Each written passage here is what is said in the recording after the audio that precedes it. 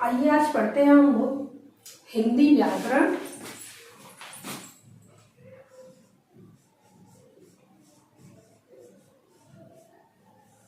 हिंदी व्याकरण और हिंदी व्याकरण में हम पढ़ेंगे आज कारक।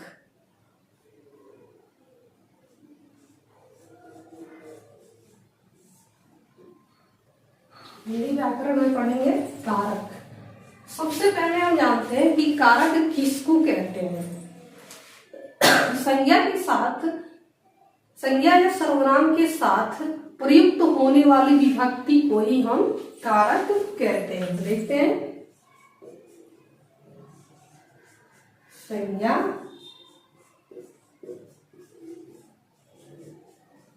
या सर्वनाम के साथ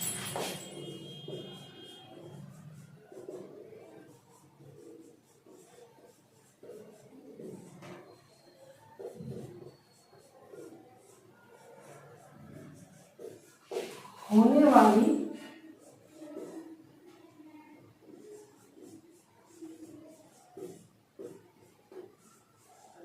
विभक्ति को कारक कहते हैं।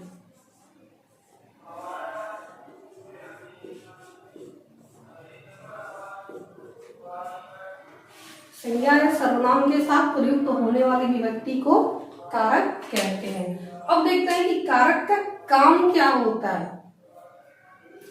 कारक का काम होता है कि बिखरे हुए शब्दों को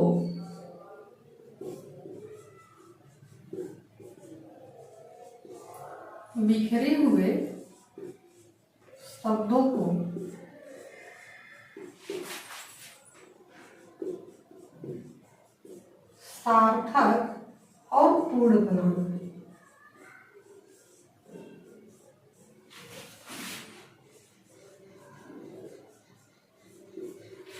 बिखरे हुए शब्दों को सार्थक और पूर्ण करना। जैसे में हम एग्जाम्पल लेते हैं कि राम ने रावण को बाण से मारा, और एग्जाम्पल लेते हैं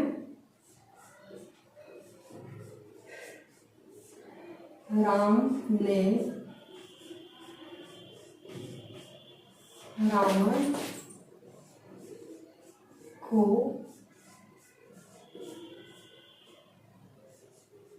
बाण से मारा। अब देखें, राम ने रावण को बाण से मारा। इस वाक्य से हम देखेंगे कि कारक का काम क्या होता है, कारक क्या होता है। ऊपर दिया कि संज्ञा सर्वनाम के साथ प्रयुक्त होने वाली विभक्ति को कारक कहते हैं। संज्ञा हो चाहे सर्वनाम हो। देखिए यहाँ क्या है, राम क्या है, संज्ञा है। रावण क्या है, संज्ञा है। बाण क्या है, संज्ञा है। ठीक है। संज्ञा के साथ प्रयुक्त होने वाली विभक्ति क्या है, ने। रावण के साथ क्या है, को और से। ये क्या है, विभक्ति है। ठीक है।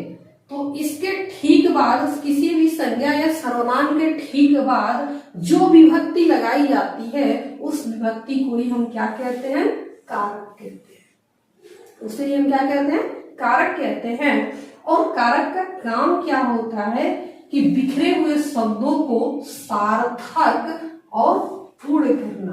क्या करता है, सार्थक और पूर्ण करता है। जैसे हम लेते हैं यहाँ, इस विभक्ति को अगर हम हटा देते हैं तो जो हमारा शब्द है इसका कोई अर्थ नहीं होगा। कह रहा ना कि सार्थक, कोई सही अर्थ नहीं होता है। और ये जो पूर्ण करता है ये पूर्ण भी नहीं हो पा रहा है। ये क्या है, अधूरा हो गया।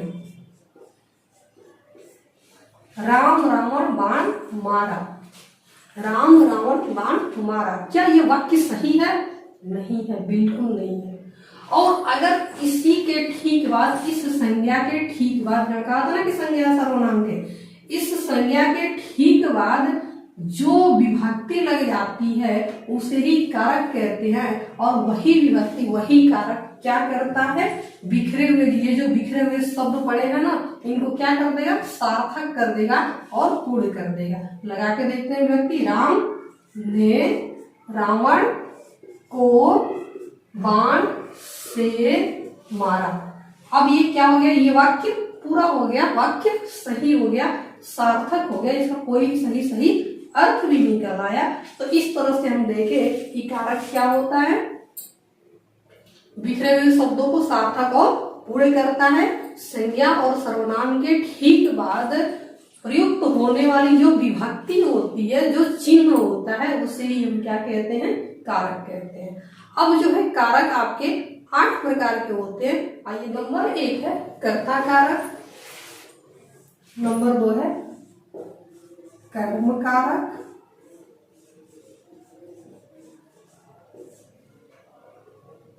नंबर 3 करण कारक,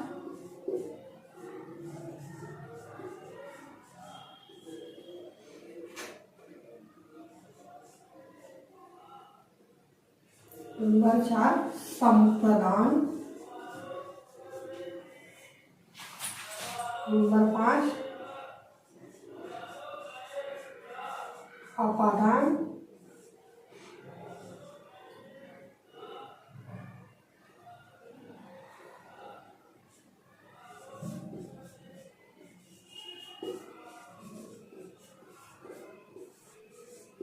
नंबर 6 संबंध, और नंबर 8 है संबोधन।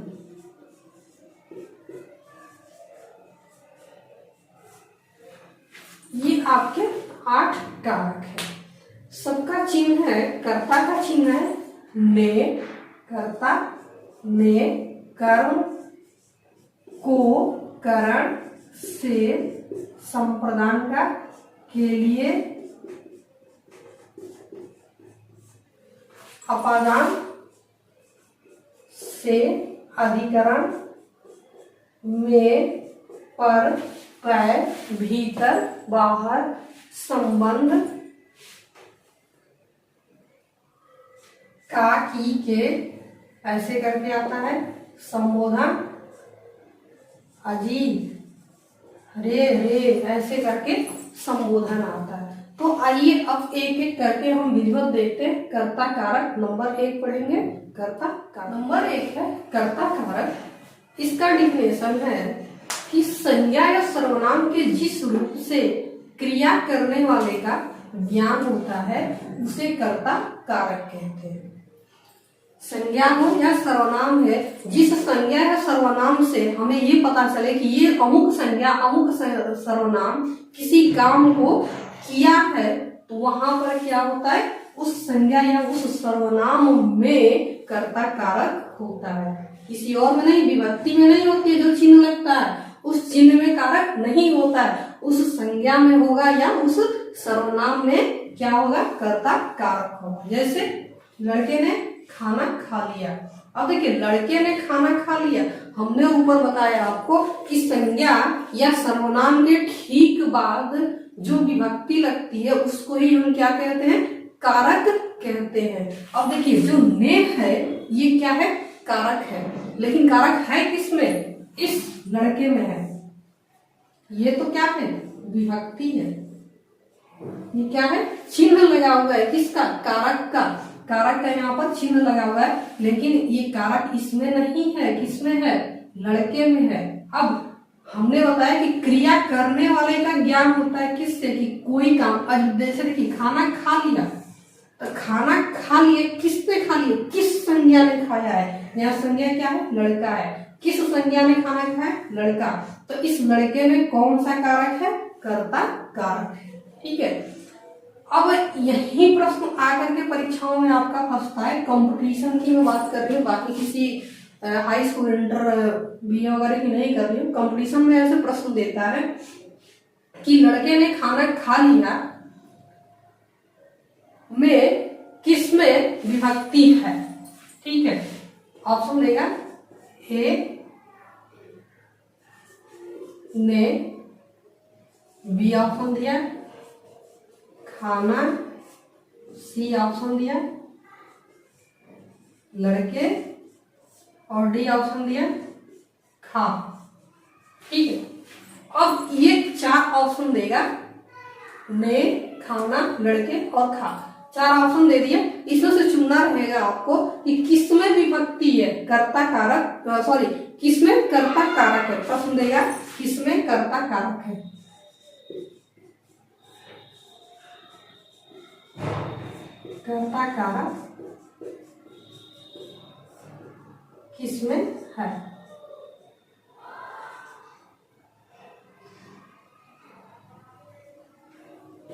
अब आप उठेंगे तो क्या करेंगे? चुन देंगे।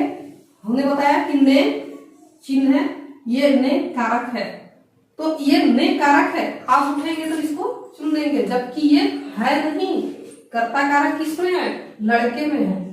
ये क्या है आपका? ये गलत हो जाएगा। लड़के में क्या होगा आपका? कर्ता कारक होगा। वैसे ही आलोक पढ़ता है। अब देखिए, पढ़ने का काम कौन सी संज्ञा कर रही है? आलोक कर रहा है। तो आलोक में कौन सा कारक हुआ? कर्ता कारक हुआ। उसने खाना खा लिया, तो खाना खाने का काम कौन कर रहा है? उसने, सर्वनाम। यहाँ संज्ञा नहीं है, क्या है? सर्वनाम। उसने खाना खा लिया, उसने। तो उसने जो शब्द है इसमें क्या है? इसमें कर्ता कारक है। मैंने उसे पढ़ाया है, मैंने उसे पढ़ाया। अब देखिए यहाँ दो सर्वनाम है, मैंने और उसने। तो पढ़ाया है, पढ़ाने का काम किसने किया है? मैंने किया है। ठीक है, यहाँ जो मैंने सर्वनाम है ना, इसमें क्या है? आपका कर्ता कारक है। ठीक है, तो इस तरह से कंपटीशन की हम बात करते हैं तो ने जो है ये आपका कारक तो है, लेकिन कारक किसमें होता है? संज्ञा या सर्वनाम में होता है। ठीक है, अब आइए देखते हैं कर्ता कारक तो होंगे, आप देखेंगे कारक कारक। इसका डेफिनेशन है, परिभाषा है कि संज्ञा या सर्वनाम के जिस रूप पर क्रिया का प्रभाव पड़ता है उसे कर्म कारक कहते हैं। कहने का मतलब है कि क्रिया करने का फल जिस संज्ञा या सर्वनाम पर पड़ता है उसे कर्म कारक कहते हैं। जैसे एक एग्जाम्पल है कि माँ ने बच्चे को सुलाया। अब देखिए, माँ ने बच्चे को सुलाया, यहाँ पर जो सुलाया है ये क्या है? आपका क्रिया है। जो सुलाया शब्द है ये क्या है? आपका क्रिया है। और ये क्रिया किसने किया है? माँ ने किया है। किसने किया है? माँ ने किया है। तो माँ यहाँ पर क्या हो गई? कर्ता। माँ क्या हो गई? कर्ता। अब इसका फल, इस सुलाया, किसको सुलाया? हमने आपको इससे पहले बताया था, क्रिया जब पढ़ रहे थे, कि कर्म को पकड़ने के लिए ट्रिक थी कि क्या और किसको प्रश्न करेंगे तो जो जवाब मिलेगा वही क्या होता है? सकर्म क्रिया होती है। अब यहाँ पर कर्म है, सुलाया। किसको सुलाया? बच्चे को सुलाया। किसको सुलाया? बच्चे को सुलाया।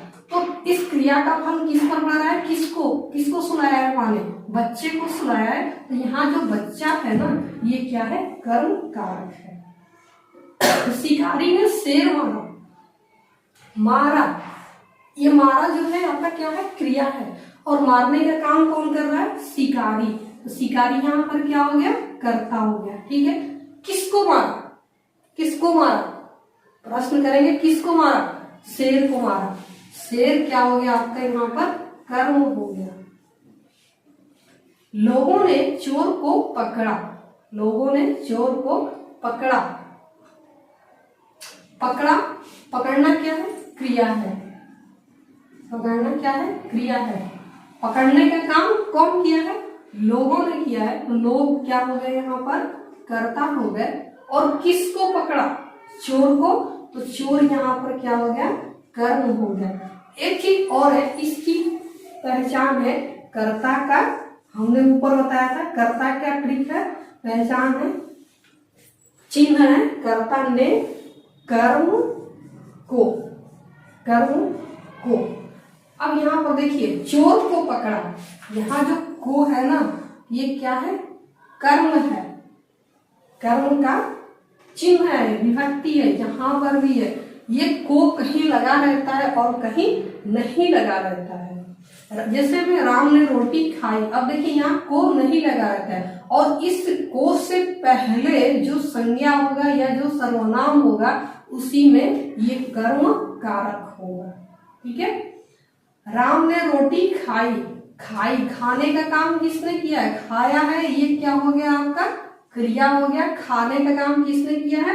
राम ने किया है। तो राम यहाँ पर क्या हो गया? कर्ता हो गया। और किसने खाया है? राम ने। तो क्या खाया है? रोटी खाया है। क्या और किसको प्रश्न करेंगे? दोनों में से किसी का भी अगर जवाब मिल गया तो क्रिया क्या होगी? कर्म सकर्म होगी, यहाँ पर कर्म है रोटी, यहाँ पर क्या हो गया कर्म हो गया। तो कर्ता ने कर्म को करण से संप्रदान के लिए, अपादान से मतलब हटने के लिए, इस तरह से इसके ट्रिक है। तो अब